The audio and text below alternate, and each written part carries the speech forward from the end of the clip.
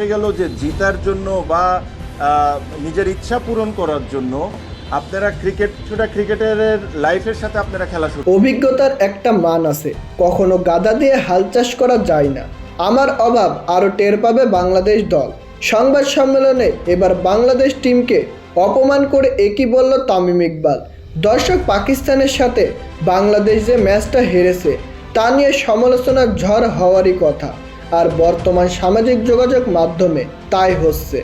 দর্শক, বিদেশ থেকে সাকিব আল হাসান, দেশ থেকে মাশরাফি এবং তামিম এবং অন্যান্য ক্রিকেট ভক্তদের কাছ থেকে অপমানিত হচ্ছে টাইগাররা, যেটা কোনো অবাক হওয়ার বিষয় নয়।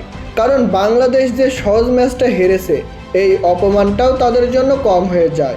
একটি টি-20 আসর যেখানে 180 কিংবা 200 রান হলেও সেটা অন্য অন্য দেশের জন্য সামান্য, কিন্তু মাত্র 135 রানের লক্ষ্য তারা করতে নেমে হয়েছে ব্যর্থ। যদি অন্য কোনো দেশ হতো, যেমন ভারত, শ্রীলঙ্কা, আফগানিস্তান, এরা 13-14 ওভারের মধ্যে এই রান টপকে যেত। আর এবার বাংলাদেশের এমন ভরাডুবি দেখে তামিম ইকবালও তাদেরকে ছেড়ে কথা বলল না।